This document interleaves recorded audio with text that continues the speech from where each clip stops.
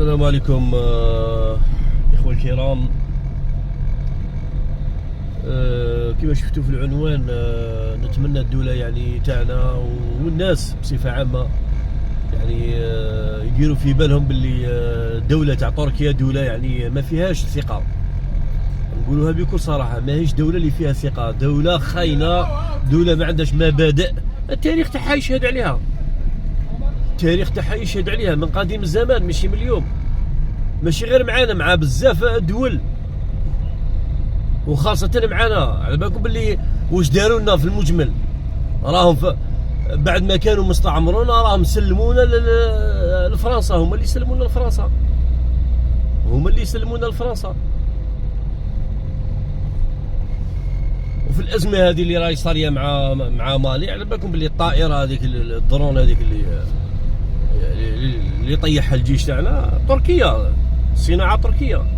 تعرفوا باللي الاتراك ما عندهمش مبادئ، ولا كاع لي زانفستيسمون اللي داروها لهنا عطاتها لهم بلادنا يخدموا هنايا وكذا، وسوا ديزون دايرين علاقات ملاح، ما عندهم حتى مبدا معاك. وهما ممكن الامنيه تاعهم يشوفوك مكسر، نقولوها بكل صراحه، الامنيه تاعهم يشوفوك مكسر. هذه هي. ولهذا ما كحتى ثقه في الاتراك، دوله وشعبها، وخاصه دوله، وخاصه هذاك الرئيس تاعهم، هذاك الرئيس تاع اخوان، هذاك اردوغان هذاك. هذه نتمنى يعني نتمنى الناس يعني دير هذه الحاجه في بالها. وان كان يعني نتكلم بزاف على الدوله تاع تركيا، هذه ماهيش دوله تاع مبادئ، نقولها بكل صراحه، ماهيش دوله تاع مبادئ. يعني شوفوا درني مينيت ديكوفريو باللي الطياره ماد اون تركي بون. وتركيا يعني بان نوضحوا الامور، مانيش حابين نكسروا بزاف الكلام على هذه الدوله، يعني حتى يعني في المعاملات ماهيش دوله تاع خير، ماهيش دوله تاع خير. عباكم باللي الاوروبيين، واش تقولوا الاوروبيين ياو يكرهوا الاتراك، ويكرهوا بوكو بليس الدوله تاعهم، النظام تاعهم. عباكم باللي تركيا دارت المحال، دارت لامبوسيبل باش تدخل في لينيون اوروبيان بون ليبوكا، دارت لامبوسيبل باش تدخل.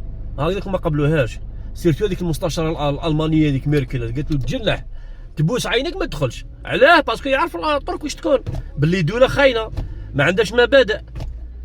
يوم بليس دو سا ماهيش دوله متقدمه كيما راهم يظنوا الناس. الاوروبيين الاتراك يشوفوا فيهم شغل ما درنا والو، عندها اقتصاد وهمي، صناعه وهميه.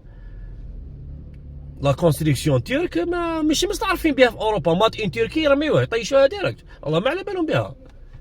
مالوريزمون هنا مازال الناس تتعامل بالتيرك يعني الاتراك. انا بور موا وما بور لو موند، انا نهضروا على الدول الكبرى في العالم، ما عندهمش كاع، ما عندهاش قيمه، الله ما على بالهم، ما يستعرفوش كاع. انا نقول لكم اوروبا اللي راهي الدوله التركيه تحلم باش تدخل الاتحاد الاوروبي، ماشي مستعرفين بها. وراني نقول لكم دارت لامبوسيبل. الناس اللي يتبع الاحداث على بالها واش دارت تركيا باش تدخل اوروبا، دارت قوانين شاذه في بلادها غير باش يرضاو عليها في اوروبا. قالوا لها بحال ندخلوك، يعرفوهم واش يكونوا، وخاصه لي زالمون باسكو قراب شويه في لا ديستونس. ولهذا حنا ثاني ناخذوا الحذر، ما نقولوش نقطعوا العلاقات معاهم ولا نربحوا العيبه معاهم، ناخذوا الحذر، الحذر ثم الحذر مع هذه الدوله هذه، الحذر ثم الحذر. تاريخ اسود تاعها. وكاينه حاجه مش عارف على بالكم بها، باللي الصوفيه او التصوف دخلوها الاتراك لبلادنا. حنايا بلادنا زمان كانت بلاد سنيه وبلاد سلفيه. العثمانيين كي دخلوا، ما دخلوا التصوف. وعلى بالكم شو التصوف؟ مانيش عارف اسكو على بالكم تسمعوا به، وكل واحد واش يقول. التصوف هو المعنى تاعو يعني العام هو الشرك بالله. التصوف هو الشرك بالله، عباده الاضرحه، عباده القبور. على بالك واش معناها الشرك بالله؟ اعظم ذنب فوق الارض اللي ربي سبحانه يغفر كامل الذنوب الا الشرك. الشرك دخلوه لبلادنا وما دخلوه الاتراك العثمانيين. هذه هي.